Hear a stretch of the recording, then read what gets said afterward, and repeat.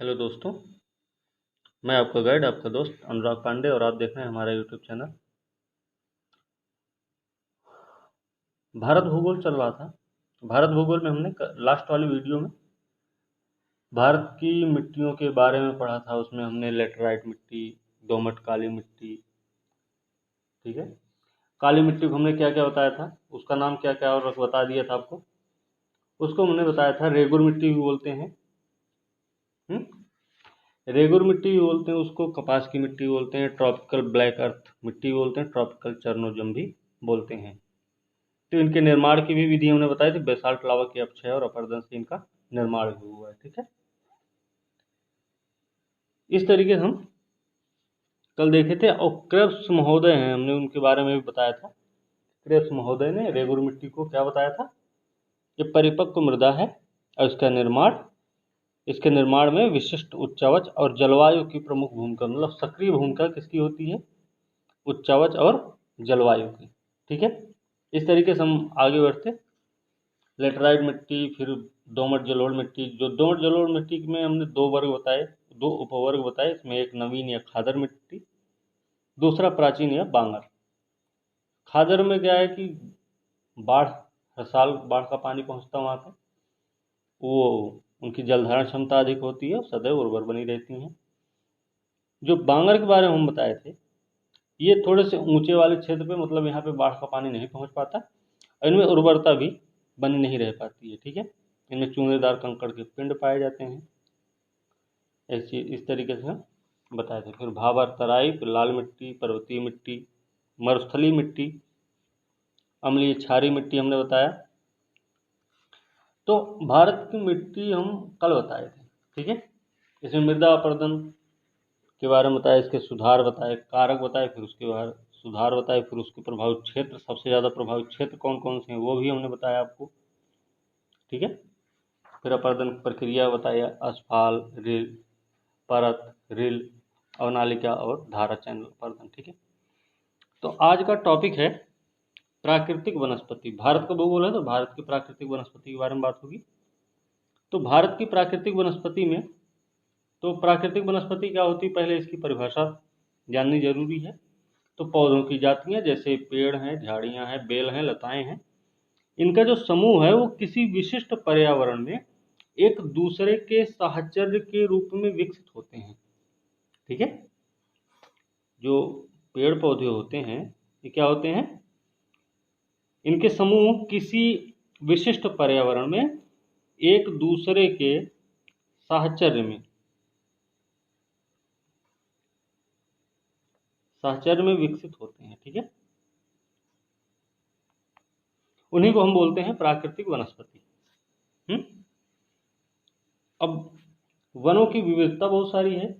तो वनों की विविधता या वनों के प्रकार के बारे में अगर हम बात करें, तो वनों की जो विविधता के लिए उत्तरदायी कारक होते हैं वो ये हैं, सामने दिए गए: वर्षा, तापमान, आर्द्रता, मिट्टी, समुद्र तल से ऊंचाई और भूगर्भिक संरचना, ठीक है। तो ये जो है इसके लिए उत्तरदायी कारक है, ठीक है ना।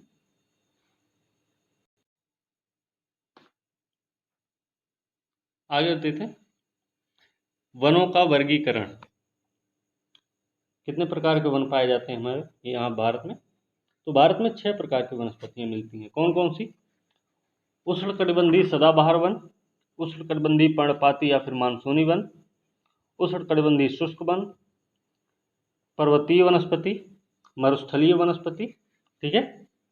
उसके बाद डेल्टाई वन। ये 6 प्रकार की वनस्पतियां पाई जाती हैं इसमें, ठीक है। तो हम अभी बात करेंगे उष्णकटिबंधीय सदाबहार वन की। सदाबहार वन की क्या क्या विशेषताएं हैं? ये अत्यधिक आर्द्र और उष्ण प्रदेशों में पाए जाते हैं। यहाँ की वर्षा 250 सेंटीमीटर से अधिक होती है। यहाँ की सापेक्ष आर्द्रता की अगर हम बात करें तो 70% से अधिक सापेक्ष आर्द्रता यहाँ पर पाई जाती है और औसत तापमान होता है 25 डिग्री सेंटीग्रेड, ठीक है। ये सघन होते हैं, मतलब घने भी होते हैं और ऊंचे भी होते हैं। अब ये कहाँ कहाँ पाए जाते हैं ये भी आपको पता होना चाहिए। तो ये आसाम में, केरल, पश्चिम बंगाल, अंडमान निकोबार, मेघालय, मणिपुर, त्रिपुरा, मिजोरम, पश्चिमी तटीय मैदान में पाए जाते हैं। ठीक है, इसके जो वृक्ष हैं इसमें सिनकोना है, रबड़ है, महोगनी है, एबोनी है, नारियल है, बांस है। ये सारे वृक्ष जो हैं उष्णकटिबंधीय सदाबहार वन के वृक्ष हैं। ठीक है, ये जो वन सघन और ऊंचे होते हैं, इनका कारण क्या होता है? इनका कारण होता है ये उच्च आर्द्रता और तापमान के चलते, ठीक है ना, ऐसे होते हैं। ठीक है, तो उच्च तापमान और उच्च आर्द्रता के चलते ये बड़े सघन और ऊंचे होते हैं। ये चीज़ आपको ध्यान में रखनी है। ये सदाबहार क्यों होते हैं? ऐसा तो है नहीं कि इसमें पत्तियां कभी गिरती नहीं होंगी। तो इसमें क्या होता है कि विभिन्न प्रकार के विभिन्न प्रजातियों के वृक्ष यहाँ पे पाए जाते हैं, तो उनके पत्तों के गिरने का समय जो होता है वो अलग अलग होता है। ठीक है, पत्ते गिरते हैं यहाँ पे, ऐसा नहीं है। तो जो पत्ते गिरते हैं उनके अलग अलग समय होते हैं, तो उनमें क्या होता है कि हमेशा हरियाली बनी रहती है। ठीक है, इसलिए इनको सदाबहार वन बोलते हैं। ठीक है, आगे है उष्णकटिबंधीय पर्णपाती या फिर मानसूनी वन। ये क्या है? 100 से 150 सेंटीमीटर वर्षा होती है यहाँ पे। ये पश्चिमी घाट के पूर्वी ढाल और प्रायद्वीपीय भारत का उत्तर पूर्वी भाग, ध्यान रखना, प्रायद्वीपीय भारत का उत्तर पूर्वी भाग, पश्चिमी घाट का पूर्वी ढाल, भाबर और तराई क्षेत्र। भाबर हमने कल बताया था, शिवालिक हिमालय का गिरपदीय क्षेत्र होता है भाबर, और इसके दक्षिण में होता है तराई क्षेत्र। ठीक है, तो यहाँ पे उष्णकटिबंधीय पर्णपाती मानसूनी वन पाए जाते हैं। ठीक है, इनके वृक्षों के बारे में अगर हम बात करें तो इनके जो वृक्ष होते हैं वो साल, शीशम, चंदन, आम, सागौन, ये वृक्ष होते हैं यहाँ के। और इसमें जो सागौन है, सागौन सबसे ज़्यादा कहाँ पाया जाता है? मध्य प्रदेश में। ये भी चीज़ आपको ध्यान में रखनी है। एक चीज़ इनका और है, वो एग्जाम में आ भी चुका है कि किस वन प्रदेश की जो वनस्पतियां हैं वाणिज्यिक महत्व के लिए प्रसिद्ध हैं। तो उनका वाणिज्यिक महत्व जो होता है सबसे अधिक होता है, वो है उष्णकटिबंधीय पर्णपाती या फिर मानसूनी वन के वृक्षों की अधिकता वहीं होती है वाणिज्यिक महत्व के लिए। ठीक है, तो ये चीज़ आपको ध्यान में रखना है। आगे है उष्णकटिबंधीय शुष्क वन। इसके दो भाग हैं, कौन कौन से? एक तो है शुष्क पर्णपाती वन, शुष्क पर्णपाती वन एक नंबर हो गया। दूसरा है शुष्क उष्णकटिबंधीय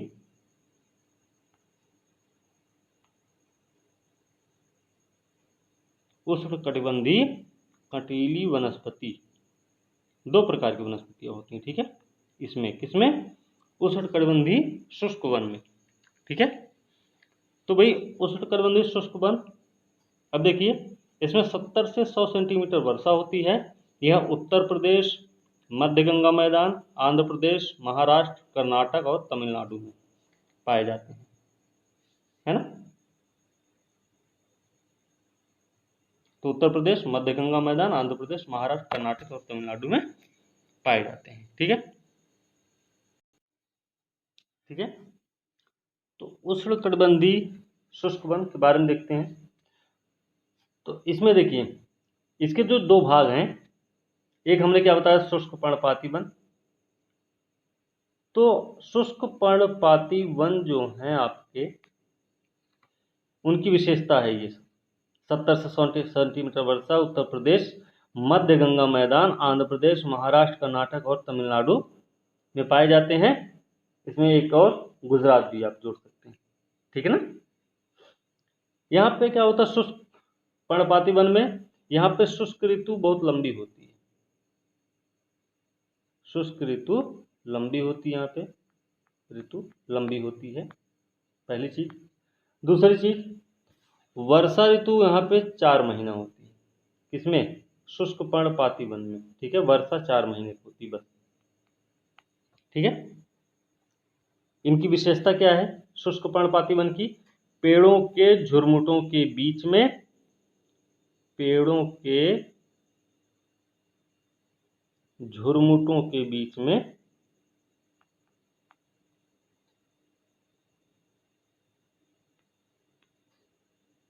पेड़ों के झुरमुटों के बीच में क्या होता है? विस्तृत घास की भूमियां होती हैं, ठीक है। जैसे सागौन का ही ले लेते हैं। और इसमें क्या होता है? पेड़ अपनी पत्तियां गिरा देते हैं शुष्क पर्णपाती वन में, ठीक है। दूसरा प्रकार हमने क्या बताया था? दूसरा प्रकार हमने बताया था शुष्क उष्णकटिबंधीय, उष्णकटिबंधीय कंटीली वनस्पति। अब इसकी भी कुछ विशेषता होगी, इसमें भी कोई वृक्ष पाए जाते होंगे। तो इसमें 70 सेंटीमीटर से कम वर्षा होती है, 70 सेंटीमीटर से कम वर्षा होती है यहाँ पे। इसमें ये कहाँ कहाँ पाए जाते हैं? उत्तरी और उत्तरी पश्चिमी भाग में, उत्तरी और उत्तरी पश्चिमी भाग में सह्याद्री क्षेत्र में पाए जाते हैं, ठीक है ना। उत्तरी उत्तरी पश्चिमी भाग और सह्याद्री के क्षेत्र में उष्णकटिबंधीय कंटीली वनस्पति पाई जाती है, ठीक है। और सह्याद्री के कौन से? पवन विमुख ढाल की तरफ, ठीक है। अब इनकी विशेषताएं क्या होती हैं उष्णकटिबंधीय कंटीली वनस्पति की? तो ये भी ध्यान रखना इनकी विशेषता है। इनकी विशेषता ये है कि दूर दूर तक फैले पेड़ों और झाड़ियों के झुरमुटों के बीच फैली निम्न किस्म की घास वाली विस्तृत भूमियां होती हैं, ठीक है। क्या होता है? इनमें घास के मैदान होते हैं बीच बीच में, बहुत बड़े क्षेत्र में, ठीक है। इनमें क्या क्या पाए जाते हैं? बबूल है, सेहुड़, सेहुड़ है, और कैक्टस। कौन कौन से? बबूल, सेहुड़ और कैक्टस यहाँ पे सच्चे प्रतिनिधि, मतलब इस क्षेत्र में मुख्य रूप से पाए जाते हैं। बबूल, सेहुड़, कैक्टस किसमें? शुष्क उष्णकटिबंधीय कंटीली वनस्पति में, ठीक है। और एक चीज और इसमें कि जंगली खजूर भी यहाँ पे कहीं कहीं मिलते हैं, ठीक है। चलिए आगे देखते हैं। आगे है मरुस्थलीय वनस्पति, है ना।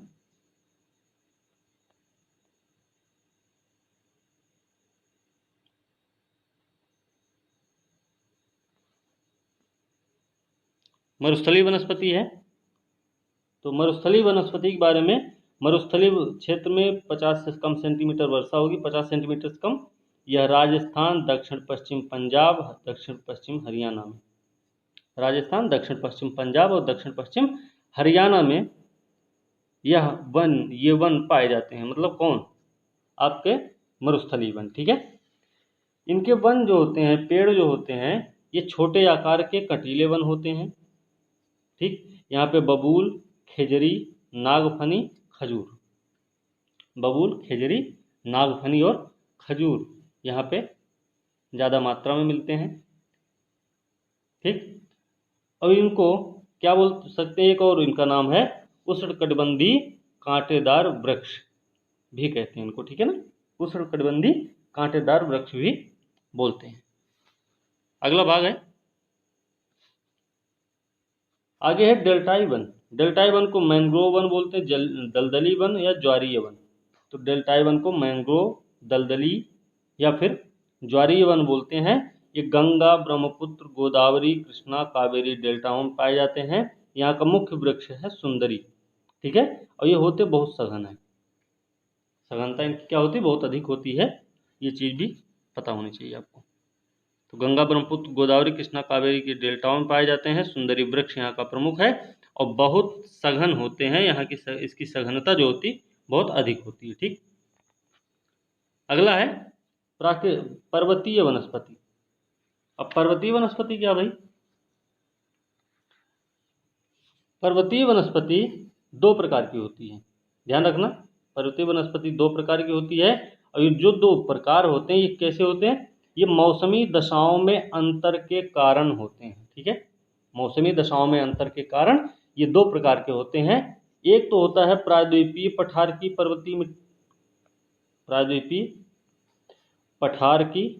पर्वतीय वनस्पति, और दूसरी होती है हिमालय की पर्वतीय वनस्पति। एक प्रायद्वीपीय पठार की और दूसरे हिमालयी क्षेत्र की। अब अगर हम प्रायद्वीपीय क्षेत्र की बात करें, प्रायद्वीप वाले की, तो इसमें क्या है, इसमें ये नीलगिरी, अन्नामलाई, पालनी पहाड़ी, महाबलेश्वर, मैकाल, सतपुड़ा सब प्रायद्वीपीय पर्वत क्षेत्र हैं। तो यहाँ पे पाए जाएंगे। तो इनकी विशेषता क्या है? इनकी विशेषता है अविकसित वन।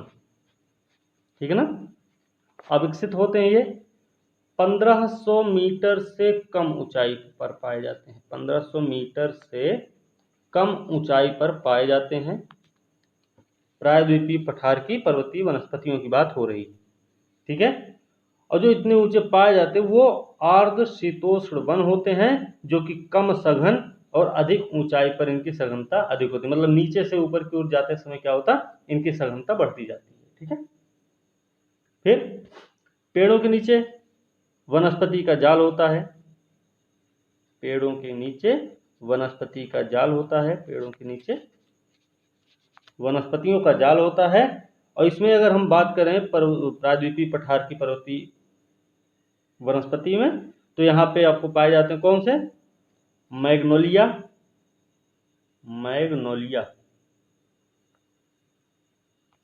और लारेल, फिर एलम। ये 3 वनस्पतियां यहाँ पाई जाती हैं प्रायद्वीपीय क्षेत्र में। ठीक है, इनको परपोसी बोलते हैं, परपोसी भी बोल सकते हैं। ठीक है, ठीक है ना, परपोसी भी इनको हम बोल सकते हैं। यहाँ पे इसी क्षेत्र में आपके प्रायद्वीपीय पठार की पर्वतीय वनस्पति में सिनकोना और यूकेलिप्टस को बाहर से लाके लगाया गया है। सिनकोना और यूकेलिप्टस, यूकेलिप्टस नाम है। ठीक है, तो सिनकोना यूकेलिप्टस को बाहर से लाकर यहाँ पे लगाया गया है। और यूकेलिप्टस को पर्यावरण का शत्रु बोलते हैं, पर्यावरण का आतंकवादी बोलते हैं। ठीक है, तो ये चीज में आपको ध्यान में रखनी है। दूसरे प्रकार क्या बताया था पर्वतीय वनस्पति में? हमने बोला था हिमालयी प्रकार की। तो हिमालयी प्रकार की भी कुछ विशेषता होगी। यहाँ पे आर्द्र उष्णकटिबंधीय पर्णपाती वन पाए जाते हैं। आर्द्र उष्णकटिबंधीय पर्णपाती वन। ठीक है, दूसरा पाया जाता है आर्द्र शीतोष्ण कटिबंधीय सदाहरित वन। ठीक है, तो एक आर्द्र उष्णकटिबंधीय पर्णपाती वन, एक होता आर्द्र शीतोष्ण कटिबंधीय सदाहरित वन। ठीक है, तो आर्द्र उष्णकटिबंधीय जो सदाहरित वन है, ये कहाँ पे पाया जाता है? कितनी ऊंचाई पे? 1000 से 3000 मीटर की ऊंचाई पर पाए जाते हैं। ये कौन से? आर्द्र शीतोष्ण कटिबंधीय सदाबहार वनस्पतियां। ठीक है ना, इनकी विशेषता क्या होती होगी? इनकी विशेषता है ये घने वन होते हैं, लंबे पेड़ों से युक्त, घने होते हैं और लंबे पेड़ों से युक्त होते हैं। यहाँ पे चेस्टनट, ओक जैसे वनस्पतियां मिलती हैं। चेस्टनट और ओक जो पाए जाते हैं वो पूर्वी हिमालय में मिलते हैं। ठीक है, फिर चीड़ पाइन भी यहीं पाए जाते हैं। चीड़ पाइन, तो ये कहाँ पाए जाते हैं? पश्चिमी क्षेत्र में, पश्चिमी हिमालय में। फिर देवदार, स्प्रूस, सिल्वर और फर भी यहीं पे मिलते हैं। ठीक, ये कितने ऊंचाई में मिलेंगे? देवदार, स्प्रूस, सिल्वर और फर जो पाए जाते हैं, ये पाए जाते हैं 2000 से 3000 मीटर की ऊंचाई पर। 1000 से 3000 मीटर की ऊंचाई पर हमने बताया तो उष्णकटिबंधीय शीतोष्ण सदाहरित वन। तो इसमें ये 1000 से 3000 मीटर की ऊंचाई पर है। तो इसमें जो देवदार, स्प्रूस, सिल्वर, फर वृक्ष हैं ये 2000 से 3000 मीटर की ऊंचाई पर मिलते हैं। तो इन वनों का महत्व क्या है? इन वनों का महत्व ये है कि स्थानीय व्यक्तियों के लिए इन वनों का आर्थिक महत्व बहुत अधिक है। ठीक है। इसके अलावा पर्वतीय वनस्पति में हिमालयी क्षेत्र की हम चल रहे हैं, तो यहाँ पे शुष्क शीतोष्ण वनस्पति भी मिलती है।